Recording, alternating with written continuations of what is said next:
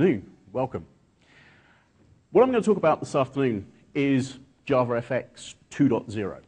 So let's have a quick show of hands. Who's heard of JavaFX? Okay, a few people. Who has tried JavaFX 1? Okay, a few people, even less people. Okay, that's fine. What I'm going to do is explain to you how JavaFX makes life easy for developing client applications. And I'll go through the details of what we're actually providing as the platform, and then at the end, what I want to do is spend some time actually showing you some demonstrations of JavaFX in action. Because one of the things I find is that you can talk about a particular technology and you can explain it to people, but the easiest way to really get a feel for it is to see it actually being used. So I'll show you a number of demonstrations at the end. So the first thing that coming from Sun Microsystems to work at Oracle that you find is that lawyers get involved. And so every one of my presentations, I now have to have this slide at the beginning or the end of my presentation, which is what we call a safe harbor statement. And it's effectively just making you aware that anything I say should not be used to base your purchasing decisions on. Since we give most of this stuff away for free anyway, I don't really think there's too much to worry about. But I have to put that slide up. Now, the thing with Java is Java, right from the very beginning, has been about providing the capabilities for developing client applications. If you think back to the very first examples of Java that were sort of launched into the world, it was all about applets. It was all about embedding some sort of functionality onto a web page. And to start off with, that was some very sort of simple animations. Then we moved more into the idea of forms-based applications that you could interact with, and you didn't have the continual back and forth to the server, which in the 1990s was an issue because of bandwidth on the network, the speed of the server, the speed of the client, and so on. But the issue with Java is that we've tried to develop things over the years that Java's been around. And so we started off with AWT, the Abstract Windowing Toolkit, or as some people like to refer to it, the Abysmal Windowing Toolkit. Then we had Swing, which was clearly an improvement on that and provided you with a lot richer set of functionality in terms of building types of applications for clients. But again, it was more sort of restrictive in terms of a lot of it's sort of forms-based, so you have buttons, you have text fields, you have lists, and those types of things. And we've added more things to that. We've added things like Java 2D to give you the ability to have more interesting effects. You can do translucency with Java 2D. You can do rotations. You can do all sorts of transformations and things like that. But what we really needed to do was to bring a lot of these things together, because if you look at how client applications have evolved over time, what people expect nowadays is for much more interesting to look at applications. You only have to think about all the web pages you look at and the applications that you interact with to realize that we're not dealing with simple gray boxes, gray buttons, text fields, and things like that. It's got to be much more exciting and interesting to look at. And that's what we really wanted to do with JavaFX, was to make life easier for developers to use Java as the platform, but be able to build the types of applications for client applications that they wanted to. And the idea of JavaFX is all about the evolution of Java as a rich client platform. It's all about making it easy for you as developers to actually create these types of applications. And we really want to take advantage of a lot of the things that have developed over the 16-odd years that Java has been around. If you think about the graphics processing capabilities that you have in machines nowadays, it's vastly superior to what you had 10 years ago or 15 years ago. Similarly, the amount of memory, the amount of processing power in the CPU has all gone up drastically versus what we had before. And so what we want to be able to do is take advantage of those things. Take advantage of the fact that you have hardware acceleration for graphics. Take advantage of the fact that people want to do more exciting things. They want media, they want video, and so on. And that's what JavaFX is all about. Now, the thing with JavaFX 1, which was launched 2007, 2008, I think it was that we tried to take this approach, but we wanted to make life very simple for developers. And to take that to its extreme, what we decided to do was say, well, rather than using Java the language, let's use the Java virtual machine, let's use the class libraries and all that good stuff, but let's create a new scripting language which will make it easy for developers to create these applications. And that's what we did. We had JavaFX script. Problem with that was that although it was very similar to other scripting languages like JavaScript or ECMAScript or ActionScript, those types of things, it had enough differences that for most developers, they didn't really want to learn a new scripting language just to create JavaFX applications. And ultimately, we decided that that wasn't a successful approach. So we decided that we would say, okay, let's not use a scripting language. Let's go back to Java. Let's go back to the Java programming language and allow people to use the same kind of functionality that we have in JavaFX script, but from an API. That way you can still develop applications for clients in Java, the programming language. You don't have to learn any new scripting language. All you need to understand is a new set of APIs, which is pretty straightforward to do. So that's what JavaFX 2 is all about. Now, from the point of view of the high-level architecture, this is what we're dealing with. At the bottom, you have the Java virtual machine. We're deploying these applications just as if they are any other Java code. So you create class files, you create jar files, and you deploy them in exactly the same way. You can create an applet, you can create a standalone application, or you can use WebStart to combine the two and have them run through a web browser. But ultimately, what you're generating is bytecodes that are being executed by the virtual machine. What we do to get to that point is slightly different. So we have these layers which provide you with the functionality when it comes to developing your application. We wanted to make sure that we could take advantage of the performance that's available in terms of graphics processing. And to do that, we created this thing called the Prism graphics pipeline. And really what that does is it sits on top of whatever is the best implementation for giving you graphics rendering on your platform. So if you're using a Mac, then you might use OpenGL. If you're using a Windows machine, you might use D3D. If you're using a platform that doesn't have one of those, then we have a fallback position, which is Java 2D. So you can still fall back and say, okay, let's use software to do the processing of the graphics rendering. It'll be a little bit slower, but it will still allow you to do it. So Prism isolates you, the developer, from having to worry about which underlying graphics pipeline we're actually using.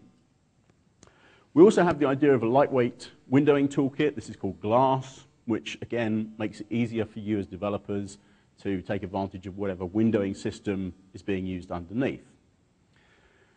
Because we want to make sure that it's easy to render media, video, audio, and so on, we have a media engine. I'll come back and talk a bit more about this as we go through.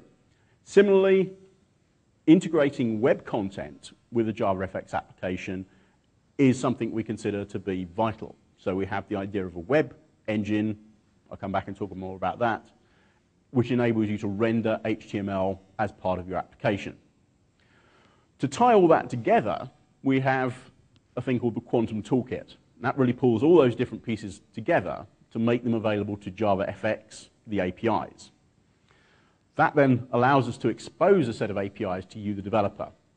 You can use those to create whatever content you want, to display whatever video, to include audio, to render whatever content is being used in the application onto the screen in the best possible way.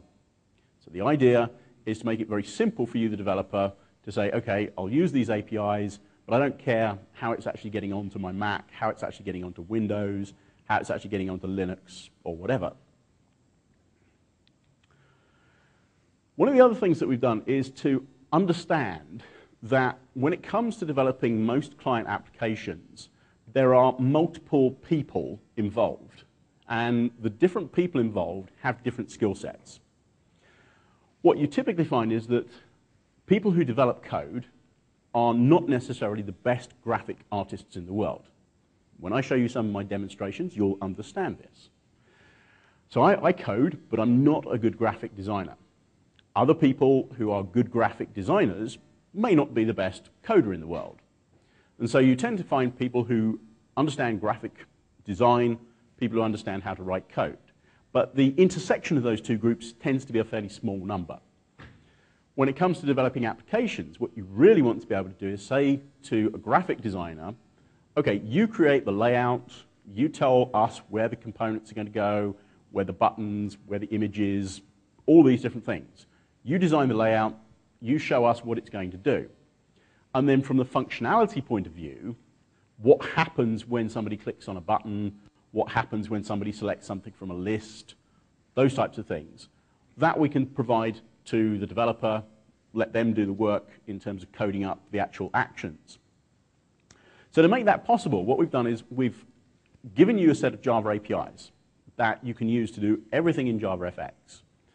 And that will include all of the action processing, all of the event handling, and so on. But if you want to, you can also use a markup language, FXML, which allows you to specify the layout of your components in such a way that a graphic artist can use a tool.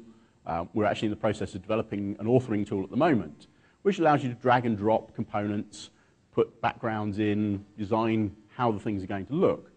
And then that can be used to give to the developer. He doesn't have to worry about all of the layout of the components. All he has to do is say, okay, here's the button that I'm actually working on. This is what it needs to do in terms of sending a message to the server, grabbing some data, populating a table in the display. And he understands how to do that. So we can separate out the two roles that we have in terms of developing a client application. The designer can use FXML, an authoring tool. The developer can use the Java language, the Java APIs. And we can blend the two together very easily. So I talked a little bit about the idea of the glass windowing toolkit and the graphics pipeline and so on. And just to sort of reiterate some of that, what we're doing here is to really take advantage of the fact that a lot of the things that we want to be able to do, like doing reflections, like being able to do blurring, shadows, and things like that, all of these types of things we don't need to do manually. We don't actually need to figure out how to do these things. We can just give it to the graphics processing unit and say, here's a piece of the screen, I want it reflected underneath my image. Here's a piece of the screen, I want a shadow associated with that. And the graphics processing unit can handle that very easily. We don't have to worry about getting it done through software. But like I say, if we need to do a fallback, if there isn't some sort of hardware acceleration, we can still use Java 2D to do that for us. Media is another thing which we consider very important. I mentioned this in the architecture diagram. What we want to do here is, again, take advantage of the fact that all of the platforms that we're targeting already have the capability to render media. If you're using a Mac, there's QuickTime, so you can play video through QuickTime. If you're using Windows, there's Windows Media Player. If you're using Linux, there's GStreamer. We don't need to worry about figuring out how to do that in a different way. Let's just use what's on the platform. So this is the idea behind the media support in JavaFX. If you've ever tried to do media in Java before, using something like the very antiquated Java Media Framework, then you'll know that it's not a simple process. There's a lot of work needs to be done to render some sort of video into a Java application. So we want to make it very simple, very straightforward. I'll show you an example of that later on. Obviously, if you want to have support for different codecs, that will depend on which codecs are supported by particular platforms. And so to avoid some of the issues of cross-platform distribution, we also support the idea of a software codec. So you can say, okay, I'm targeting a Mac, I'll use QuickTime format, or if I want to target everything, I can just use a software codec and have it displayed regardless of which particular platform we're using. Another thing that's important is the concept of low latency audio. If you've got a video playing in the background, you may not be too worried about, how quickly that gets processed. But if you want to have some sort of audio associated with an event, if you click on a button, you want to hear a sound. You don't want to click on a button and then wait a couple of seconds before the sound is actually heard. So low latency audio is basically giving you a higher priority for certain audio events. And you can say, when somebody clicks on that button, play that sound right now. And the system will do its absolute best to do that. Other things we can do in terms of video, we can do things like full screen support, which is quite important, and we can also do alpha channel blending. So we can actually vary the translucency of the video as it's running. And the way that it's been designed is it's using a lightweight approach, so we can actually render multiple video streams simultaneously without thrashing the processor.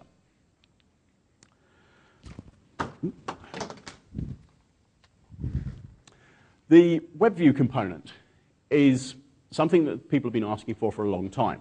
How do we embed web content into a JavaFX application? So what the WebView component will allow you to do is say, here's an HTTP reference, here's a URL, take the HTML that you get from that and render it into this part of the screen. And that will happen using standard open source WebKit rendering engine. Hardware acceleration, again, to get the best possible performance, so we use things like Prism for that. We also have access to the document object model from within JavaFX. So if you want to manipulate that as part of your application, we're not simply saying, okay, just display static data here. You can actually interact with the DOM. You can manipulate that in the same way that you would with JavaScript and have things happen in the JavaFX rendering of the web content.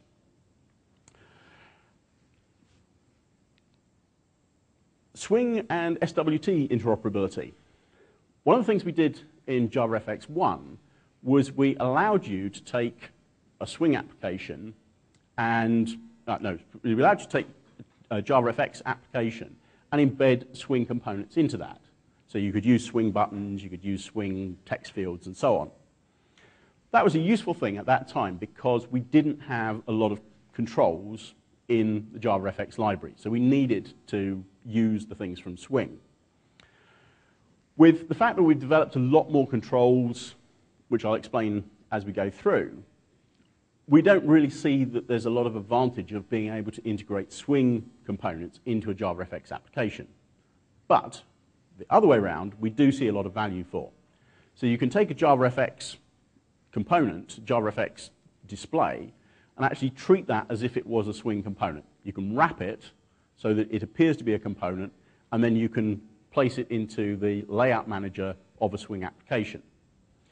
The advantage of that is that from a migration point of view, if you've got an existing Swing application, rather than having to rewrite the whole thing in JavaFX and do it as a single jump from Swing to JavaFX, why not say, well, okay, we'll do a gradual migration where we'll replace certain parts of our user interface with JavaFX versions where we can do more interesting things, we can include different bits and pieces, and gradually migrate to JavaFX. And when we've got all of our different parts of our UI converted, then we can simply change the container underneath, so it stops being a Swing application and becomes a JavaFX application. It is pretty simple. There's one or two things you need to be aware of in terms of how you handle events and placing things on the right dispatch thread. So you've got the event dispatch thread in Swing, you've got the application thread in JavaFX, and you just need to be aware of which thing you're putting the events on. But other than that, it's pretty straightforward in terms of integrating the two. The other thing with the browser, making sure that JavaFX works with the browser, because it's just class files, because it's just jar files, all you need to do is to make sure that you have the necessary JavaFX runtime in order to create an application that will run in any browser. So one of the things we've done there is to look at the deployment system, look at the plugin, and try and improve performance there so that things will start up more quickly, they'll run more quickly, and give you a better experience. Now, one of the things that we've been doing a lot about recently is looking at how do we go down the open source route, and how do we standardize JavaFX? In terms of open source, we have created a project under the OpenJDK project in java.net, and you can now go to the OpenJFX project, and we're gradually putting all of the code for JavaFX into that project. So you can currently download things like the UI controls are all there. You can see the source code for that. And in the future, we'll be putting all of the code there so that you have complete access to JavaFX under an open source license.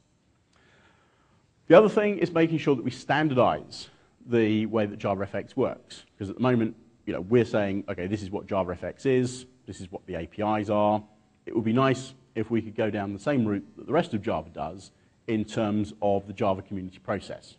So you can expect in the future to see Java specification requests being filed in order for us to have other people, rather than just Oracle, involved in the development of JavaFX.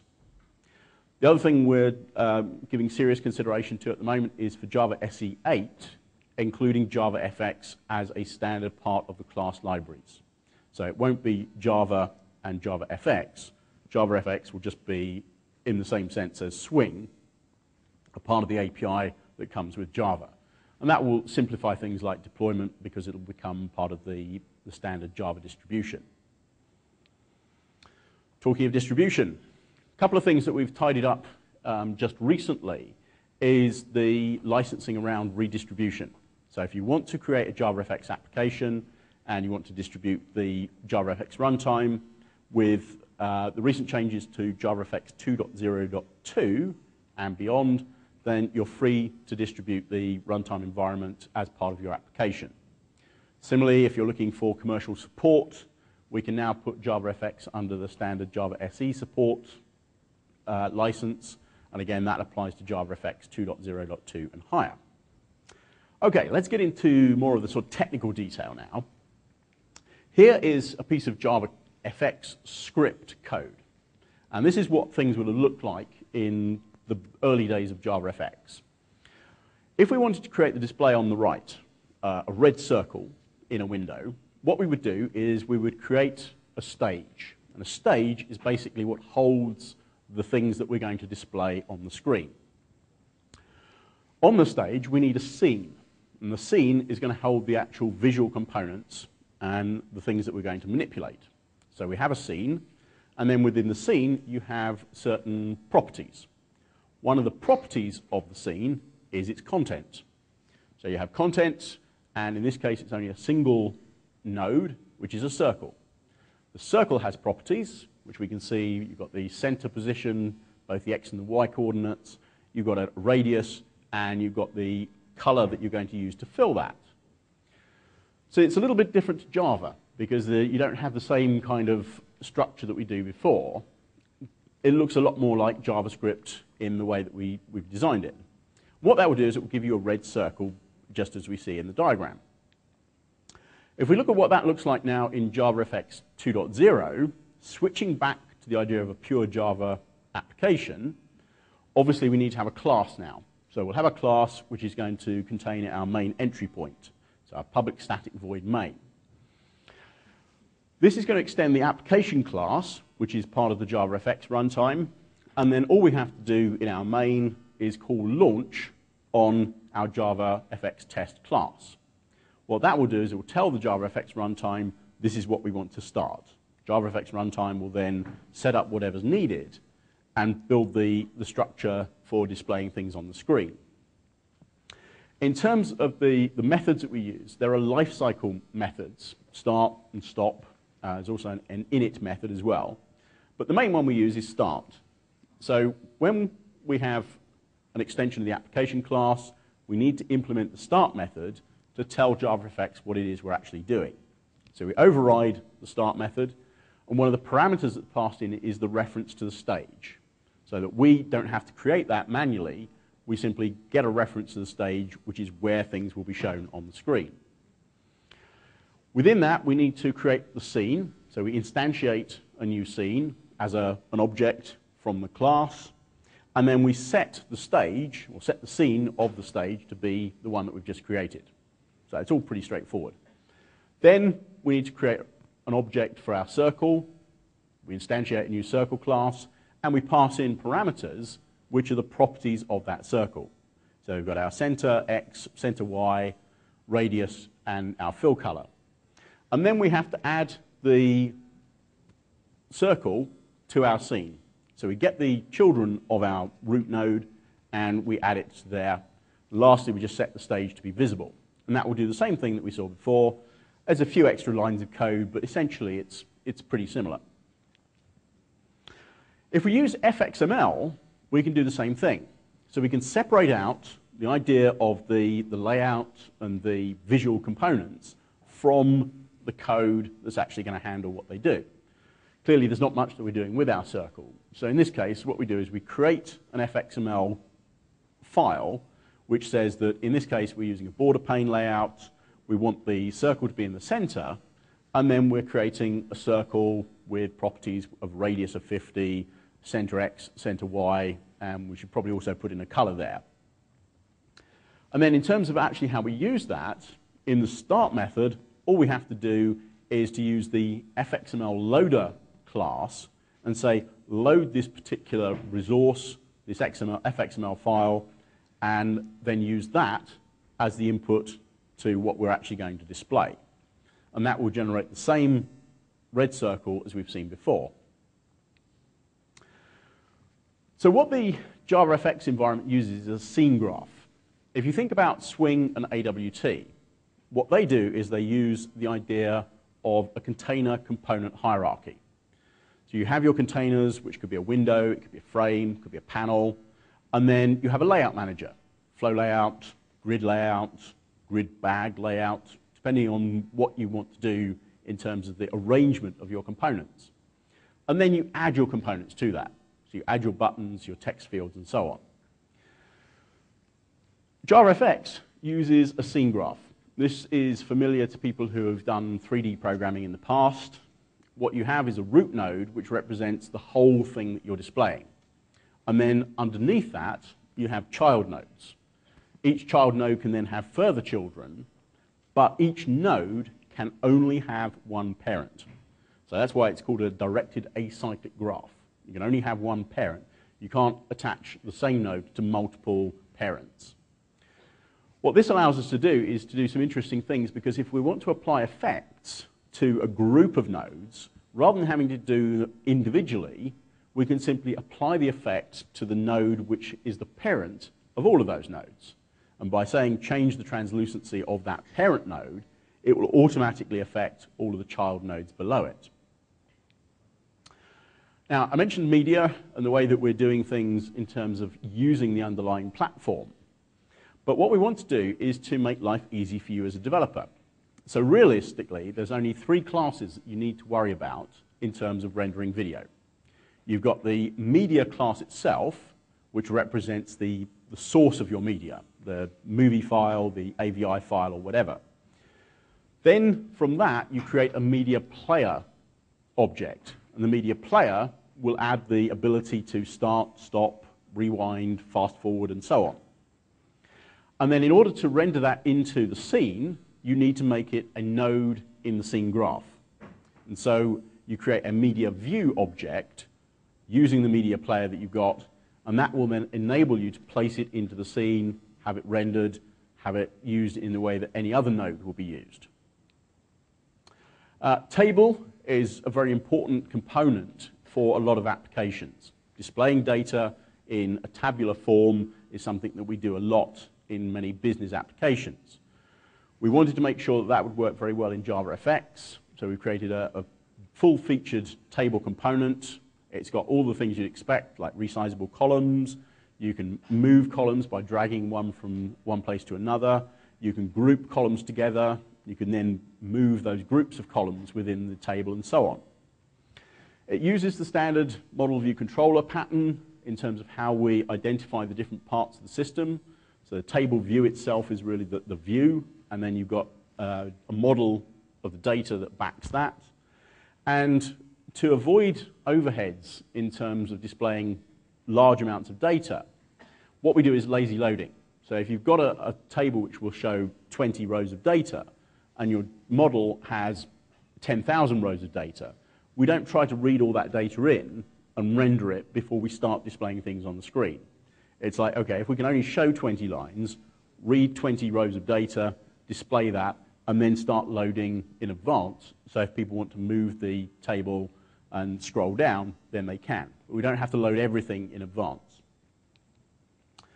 HTML content, we use two classes for that. There's the web engine, which actually represents the underlying system which will actually render the content.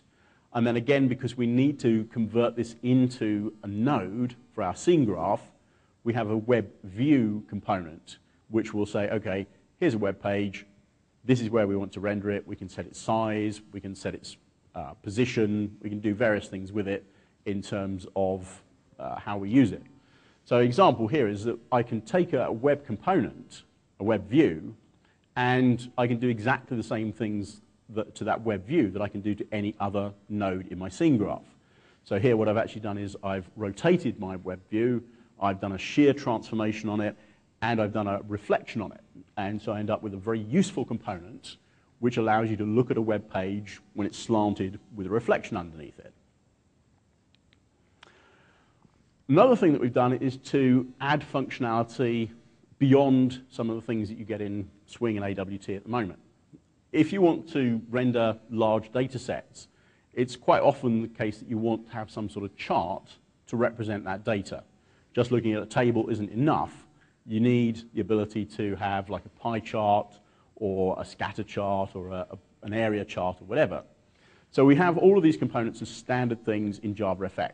You can simply take those, say, here's my model with the data, give me a pie chart which represents the data in a graphical form. And you don't have to do all the rendering yourself. We'll do that as part of the class. So I mentioned various effects that we can apply to nodes. So we can do things like blurring, we can do inner shadows, we can do reflections, we can change things from color to sepia, we can change it to black and white, all those sorts of things, which allows us to do more sort of interesting effects. Seems a lot easier. So we use degrees as a way of doing that. Similarly, we can scale things, so we can stretch, we can compress in different axes, we can do a shear transformation, and we can translate to move across the screen and do things like that. All of this, if you want to, you can actually define your own affine transformation. So you can define a matrix, which is a combination of these transformations, and have that applied as a single transformation. Binding is a very powerful thing that we introduced in JavaFX 1, and we've allowed or brought into JavaFX 2. What it allows you to do is to say, if something changes, a value changes in my application, I want that to affect something in my display. But I don't want to have to worry about picking up that change and then telling the display to change itself. I simply want to say, okay, this value changes, let the JavaFX system automatically update my user interface based on that change. And the way that we do that is through two different APIs. There's a high-level API and a low-level API. High-level API covers most of the common cases that you'll use for binding values to properties of graphical components. If you have a situation where it doesn't fit into one of these common cases, then you can use the low-level API, requires a bit more work in terms of programming, but gives you complete control over what's actually happening. One of the things that binding uses is properties. So our visual components have properties associated with them. Our circle has a radius. That radius is a property. And if we want to be able to bind, we need a property to bind to. So we have the concept of a property in JavaFX as a high-level class.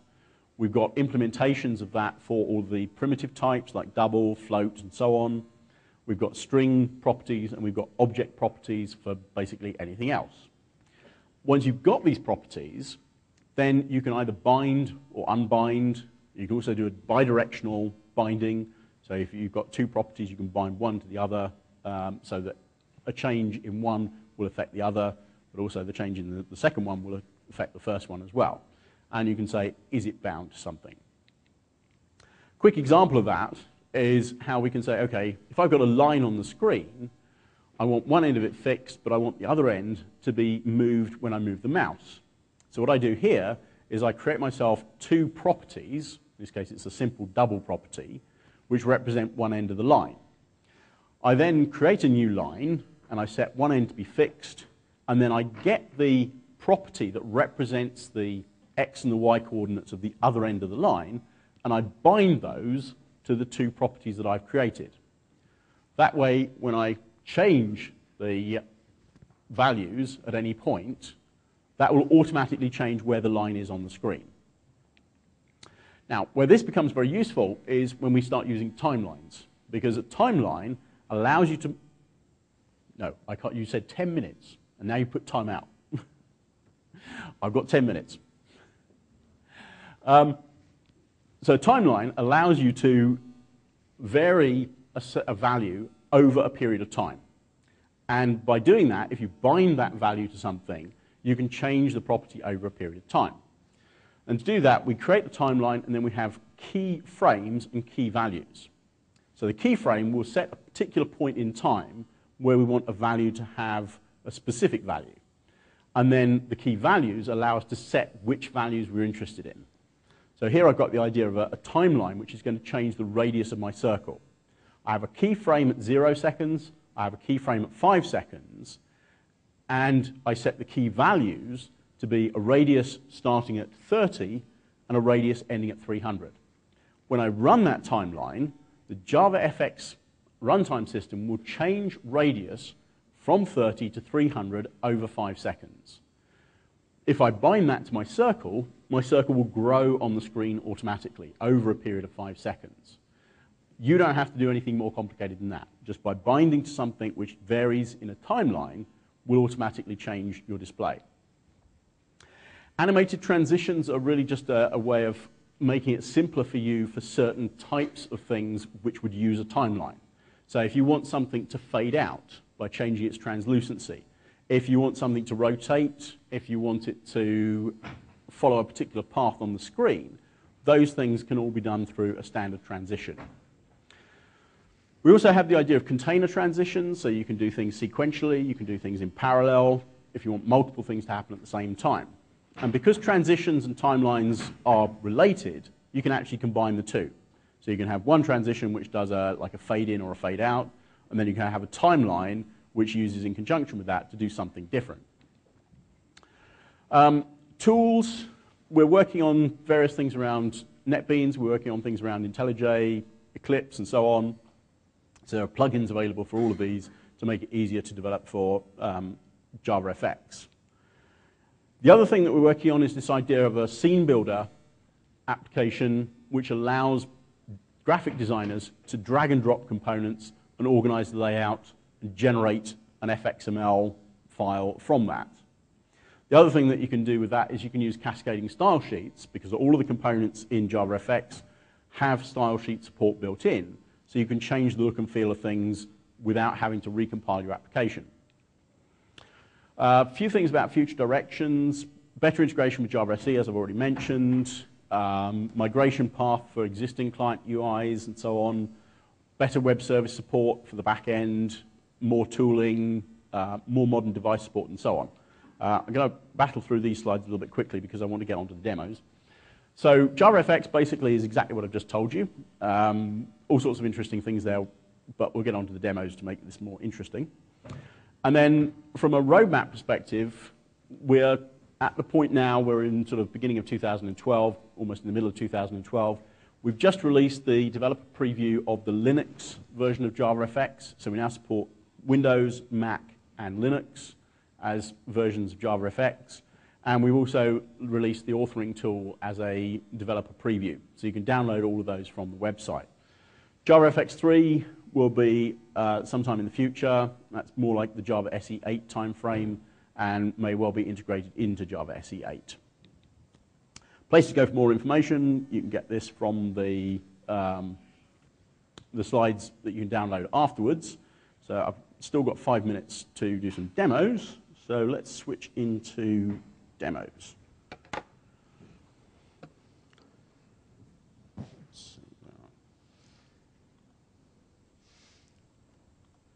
Right, so let's just bring that up. Okay, so I'm using NetBeans, and I'm just going to show you, actually, let's show you this one first. Where are we? Yeah, there you go. So this is a sample that you can download from our website. And, yeah, okay, I know, let's not worry about that. What this does is it gives you a set of examples of all the different aspects of JavaFX. So you can see that as you move around here, you've got things like path transition, you've got timelines, timeline events, and so on. And the nice thing is that if you think, okay, I want to know how to use a timeline, if you click on it, then you've got something which is like a little application which shows you how to use a timeline to vary something. Okay, that's all well and good. But then you can also click on source code, and then you get the full source code up, and you can see exactly how it works. You can even export that into a NetBeans project so you can get started on it straight away. So that is a very useful piece of sample code that we provided to enable you to see, exactly how things work and get sample code. That wasn't what I wanted to do. Yeah, let's just put that away for now. Right, so let's have a quick look at a couple of demos that I've been working on. So let's run this one. This one's just a very simple one because it shows how we can use style sheets to change the look and feel of something.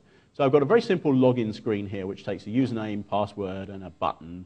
And then what I've got up here is just the ability to change the style sheet as the application's running. I can either do it as the application's running, or I can do it, set it so that when I start up the application, it also changes. If I switch to a different style sheet, you'll see the text changes its font size. My button has now got rounded corners. I've got different colors around the boxes and so on. I can go to a different look and feel, and things change again. So that's just a quick example of how by changing the style sheet, you can change the look and feel of an application, and you can skin it basically depending on whichever customer you want to provide the thing for. So let's just show you this one. This is another one that I've been working on. This is the idea of applying JavaFX with a physics engine. So just a simple grid here, but if I run my application, what it's doing is it's using a physics engine to sort of match where the points are, and these things are connected by springs. And so all I'm doing here is using a timeline to keep iterating over as I change time, and then I bind all of the positions of the points and the lines in my display to the values that I'm getting from the physics engine. So it's using binding to make it very simple to create something like that. And then if I want to, I can stretch things, use the mouse interaction, and so on. So I thought, okay, well, let's make that a little bit more interesting. So if I run this application, this is just a very simple idea. Again, shows binding, where you can use what's called a perspective transformation. And a perspective transformation will map any quadrangle to a different one. So what I've got here is a rectangle that represents the photo on the right. And now I've bound the position of the corners of the left-hand rectangle to the properties of the perspective transform of the image on the right, which is quite a mouthful. But when I actually show you that if I move the corner, what it basically does is it automatically changes the position of the corner in the image. And what I can do then is I can obviously make the image move in the same way. So I thought, okay, let's apply that to the thing that I just showed you.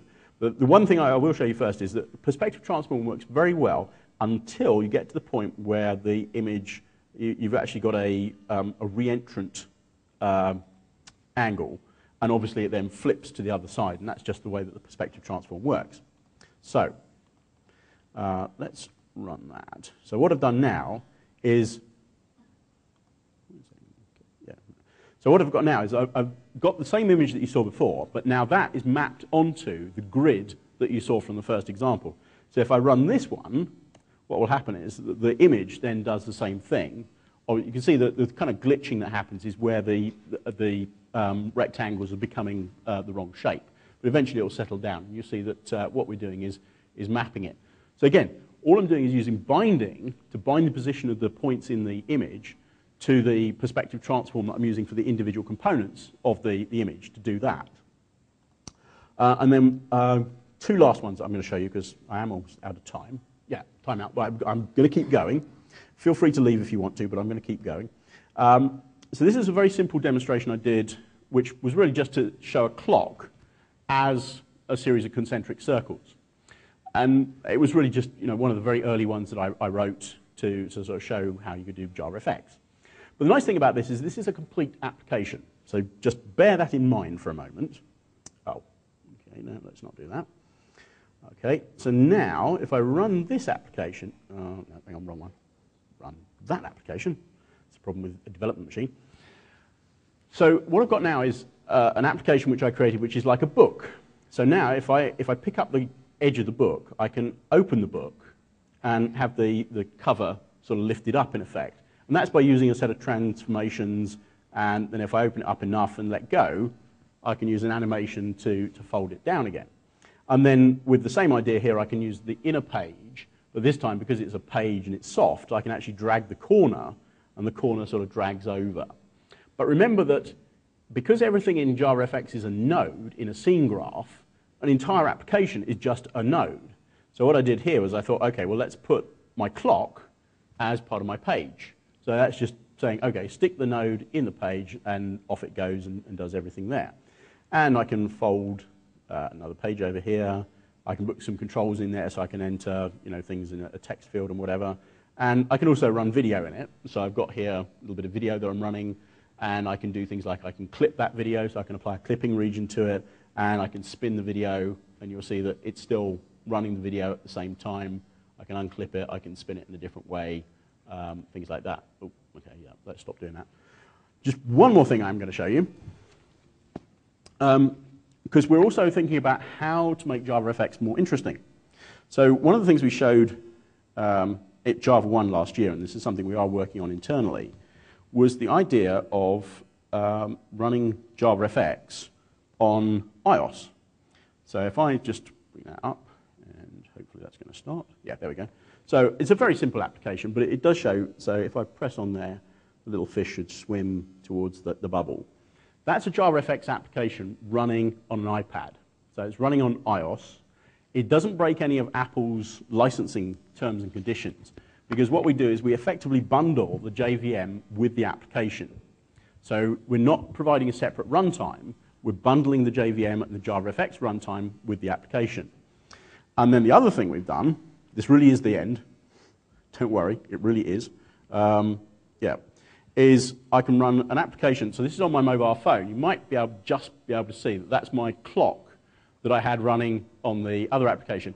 This is running a common Linux-based mobile phone operating system, which I won't actually just give you the name of the operating system, but you will be able to figure that out for yourself. It's currently involved in a legal battle. So that is JavaFX. That's some of the things we're doing with JavaFX, directions and so on. So thank you very much.